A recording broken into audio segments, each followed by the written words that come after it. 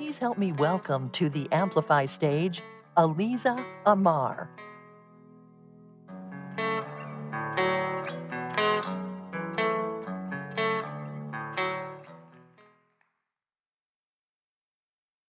Looking at me, you may think I'm sick. Maybe I have cancer. Some of you might be wondering if I'm a man or a woman, while others might say, she just wants to look like a lesbian. Well, I am a woman, and no, I don't have cancer, nor do I need to hide behind my lesbianism. I'm very comfortable with my sexuality. Even Stevie Wonder can see I'm a lesbian. Perhaps you have been judging me since I've stepped on this stage. If you didn't judge me for my hair, maybe it's my accent, but that's okay. It's human to judge, and I know it all too well because I've been judged my whole life. You see, I was born and raised in Israel to a Moroccan family, to parents who were abusive alcoholics. Living with them imposed a high risk of danger to my life and health. So the Israeli government took me away from them and put me in an orphanage. It was an extremely difficult time for me. I had dark skin, so comparison was part of the landscape of my upbringing.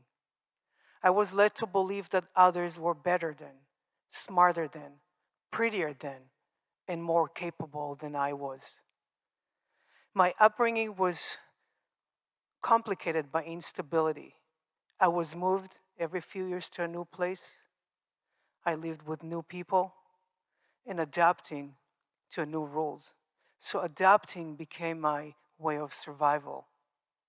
And I needed it because I was literally groomed to feel bad about myself. Think about that.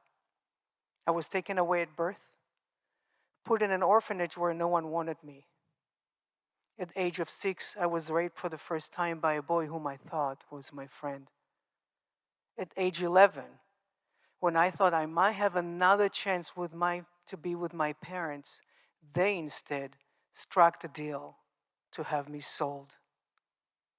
I felt like an outsider, a misfit within my own family and society, so I concluded the only way to measure up was by living by their standard of living, telling me who and how I should be, and the role I must fulfill as a woman. So I went on a mission to become a perfect model of society. I became obedient to what others expected of me. I wore dresses that did not fit my body, let alone my tomboy personality. I wore makeup and slipped my feet into uncomfortable heels, and I kept my long hair because I knew to be a real woman, you have to have a long hair. I felt out of my element, but I wanted to be liked, admired, seen, and praised. So I continued molding myself even more to become what other wants me to be. Until one day in Israel, I came across a newspaper ad for a modeling job. I thought if I would become a famous model, I would surely belong. I've always wanted to live and work in the big city of Tel Aviv, so I picked up the phone and I made an appointment, hopeful for a new future. As I was sitting there in the interview room, anticipating the new future, a man walked in. Without saying a word, he approached me and raped me. I later learned that the incident was videotaped and distributed as pornography. I was trafficked against my will. The devastating and humiliating realization extinguished that already dimmed light of my life. So I started numbing up, not with drugs and alcohol, but through the action that might gain me the approval of others. You see, I desperately wanted to belong. I wanted to know that I was mattered and valued beyond my physical being. I wanted to know that I'm more than a sexual slave. Yet I had no identity of my own. I could hear the scream of my soul. Can anybody see me? Can anybody see the good, kind, smart, beautiful me?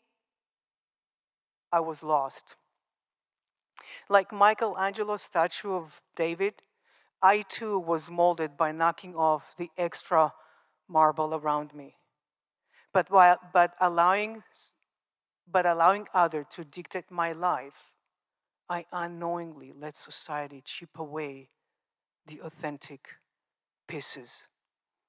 I had no idea who I was, but I couldn't take it anymore. And I knew I have to do something for me. And that's when an idea came up into my head. While volunteering for an AIDS bike ride, I thought, did any woman ever ridden a cross-country bike ride in Israel? I got so excited about the idea, and I decided to organize a cross-country bike ride to educate and raise awareness about rape and sexual assault. I was so excited to share this idea with my friend, only to hear the familiar voices of discouragement. You can't do it. You're not prepared. You don't have what it takes. And who do you think you are? Why don't you just stay here and be silent? Normally, I would have listened to them. But this time there was a stronger voice inside me that said something different. Excuse me? I'm done with being who you all want me to be. It's time to do something for me. So I put the sign on my back that says breaking the silence, and I got on the bike and I rode. And I rode for 500 kilometers from one end of Israel to the other. I felt so free. I took a leap of faith and I jumped over into liberation. I was flying. I didn't have to please anyone.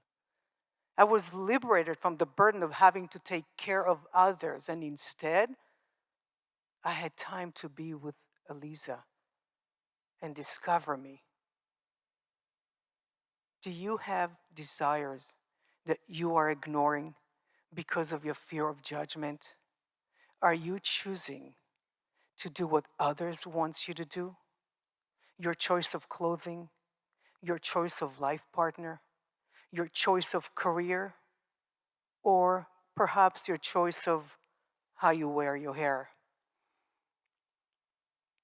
You see, since that magical day on my bike, I have taken countless steps of my own choosing to help me discover who I am. And shaving my head was one of them. I wanted to shave my head for a long time. I saw the benefit and freedom that having a bald head could give me. But admittedly, I was afraid to be judged, and I never took the step I wanted. However, I was reminded of my bike ride and the freedom I experienced by taking steps just for me, no matter what others might say. So despite the fear, I turned on the clipper and I ran it through my head. Hair went everywhere. There was no turning back. But I knew that I was ready and willing to bear my soul into the world, or shall I say, my bald head. Just as it was on my bike ride, I knew I'd be judged, but I did it anyway. And in doing so, I felt free. What is one action you can take today, just for you, that aligns with who you are? Perhaps you never stop to ask yourself, what do you want? But the only way to know is by taking steps that you know to take in your life, just for you, despite the discouragement of others and the fear that we may be judged.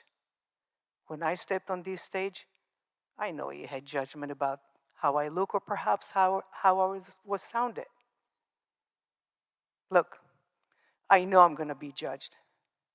You know you are going to be judged. So just do it anyway. As Buddha said, when you come to a point where you have no need to impress anybody, your freedom will begin. Thank you.